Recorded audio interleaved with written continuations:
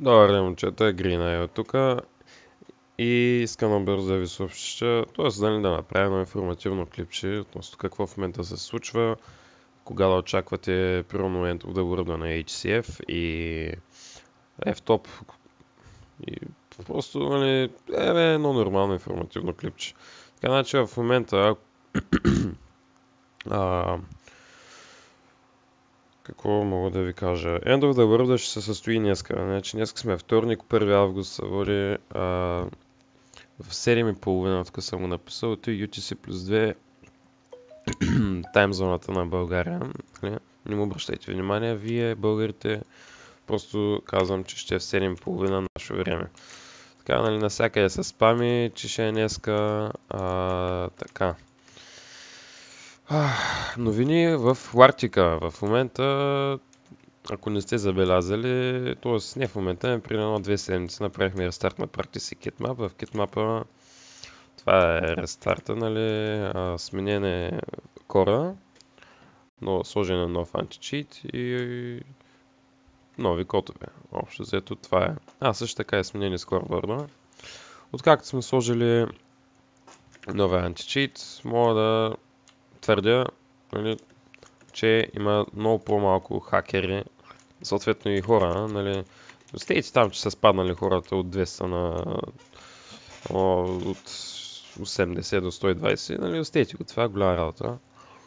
В смисъл, ние си имаме план, аз и Роската, как да си гледам.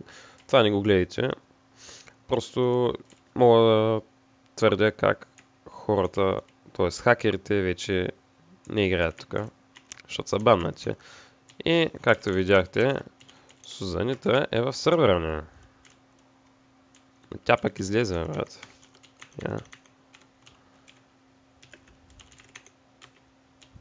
Ето е Сузанитка. Нали, много се прилича с нея. Тук виждате и задника. Така, да продължаваме. Но важното е, че сървърът е толкова добър, че Сузанита играе. Така, продължаваме към следващите новини. Също така, ако не сте забелязали, ползваме кодовете от HCF, Faction, ето го от Faction, и стария от някой ми пише, и стария от Kitmap. Имаме още един код, който не съм го сложил от билдерите, но в момента че тези 4 кода стигат.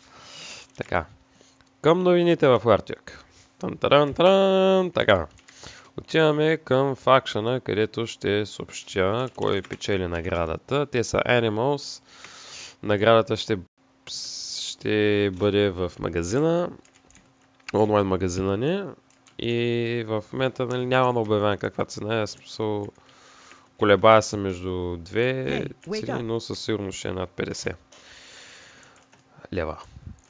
С тези пари какво мога да правите? Мога да си купите каквото си искате общо взето. Тоест, мога да си купувате неща в магазина ни на стойност от 50 лева. И да. Ако искате, му купите на баща си нещо. Стига да играе в сервера. Това беше в факшена. Очаквайте скоро и там рестарт. Вече ще ги правим рестартите на 3 месеца, но понеже и в момента няма много хора в факшена, няма какво да се лъжим. Ще се направи по-рано рестарта, може би към 15. Нали, няма да казвам дата, защото аз не съм убеден кога ще го направим. Трябва да се измисли. И така. Просто очаквайте рестарт. Към Skywars в момента. И защо Аре бе, геймод. Защо ма спълна тук? Не знам. Така, значи това е едно лоби, построено от Voltec, нашия архитект, както го наричам. Лоби за Skywars, може, ако сте играли в Xeona, може би е било същото там, не знам, аз не съм играл. Неговия сервер беше Xeon MC. И така, да продължим към Skywars, новини, правим го. Тоест, правя го. да се телепортирам до една аренка. Казал съм в момента на билдерите да правят още арени, че нямаме. Така. Ето това е една от арените, тя е за 12 човека. Хубава е. И така. Значи какво мога да ви кажа за сървъра? Те малко ще го променя, че няма кеф. Не знам, те ще го ставя. Какво мога да ви кажа за сървъра? Ми ще има тимфайтове. Арените ще са от такива за 12 играча. Нали? Те сигурно ще бъдат соло. Може да сложа соло и тим. Не знам. Така, за 12 играча, за 24, може би за 32 и със сигурност ще сложа една за 64, за да става голямо меле. Като в тая за 64, тя ще е задължително тим и минимум играчите сигурно ще са 24, които трябва да влязат, за да се започне. В смисъл, има много хубава идея, обаче тая 64-ката трудно ще се събират играчи вътре.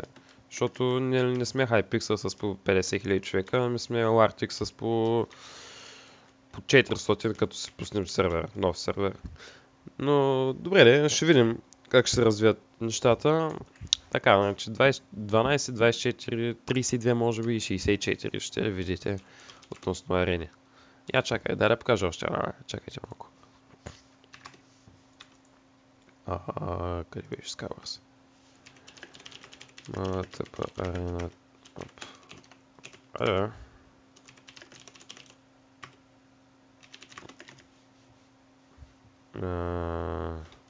Къде е арената? Добре.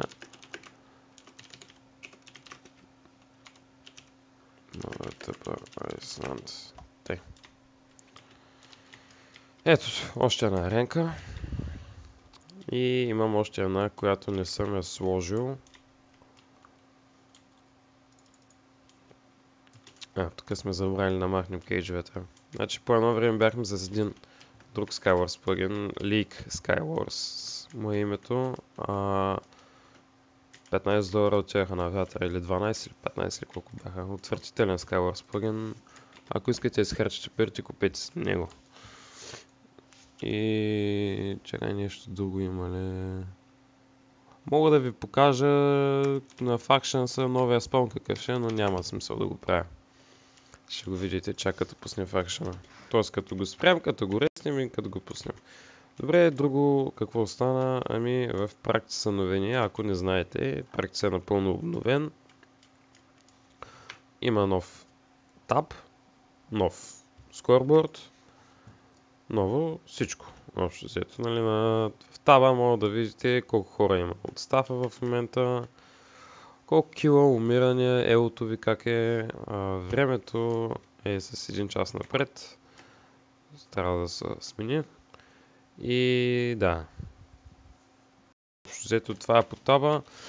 Какво има ново от Architway история? Значи ново лоби. Това не знам, много макеф, ефтино беше.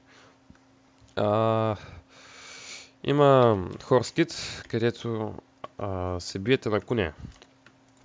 На ранкта го няма. Може да се дуелвате играчи, като примерно пишете тук името на човека, който искате да дуелнете. Дън и му пращате дуел. Сега аз няма с кого да експериментирам. Партията, Party Fight, Party Info, колко хора има, Party Chat и селинги относно колко хора има и дали е публик партито, дали хората могат да влизат в него. Тоест, ако е публик, ще могат да влизат. Така. Има PvP бот. Тоест, ако сте слаби като мен, мога да играете срещу бот. Ето сега ще ви покажа как. Трябва да се едитна после.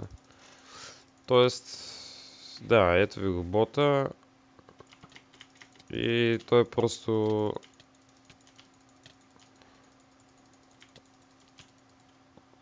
Аре, яжа, собак.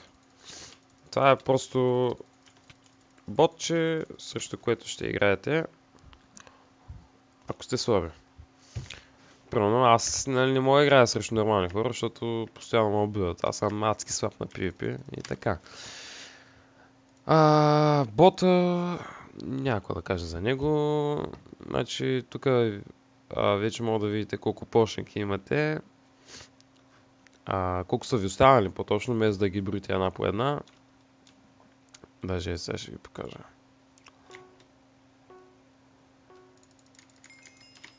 Нови арени има, както виждате. Или да има. Аре, мамища много потна, бе. Мамища много потна, бе. Ами, що? Трябва да съм брал да сега. Добре. Тъй, ето виждате, на мен са ми станали 28 полшанки, а на бота 28 също. Тъй. Какво друго? Ими няма. Значи, принципно би трябвало да мога да си гледате recent мачовете, т.е. скорошните мачове, които сте играли, но в момента има проблем с плагина, аз съм го съобщил на девелопера и нали, ще изчакам да го прави, след което да го сложа обратно и така. Относно мене и Роската, нали, аз Грина и Росен Тамата. В момента сме си дали малко почивка, затова не виждате апдейти по сервера и така. Но моята почивка приключва, защото трябва да продължавам с Skywars, а неговата, нали, там ще се продължи. Нали, малко от време на време ще идва да помага, обаче нищо друго. End of the World очаквайте днеска на HCF-а. 7:30 вечерта, не забравяйте, днеска идвайте и да завършим този хубав свят с тези прекрасни родове, които просто някой да каже, че тези родове са бомба. Нали, окей, за новия HCF пак ще направя такива хубави родове, но просто това са ми първото производство, вижте колко са хубави. Тук жито, честове, яки лампостчета, тук мога да се увите риба. Просто някакво да ви кажа, бе. Толкова се хубав този HCF спон и родове, че особено родовете. И така, това беше от емисията днеска. Ще се видим от днеска в 7:30 и чао-чао.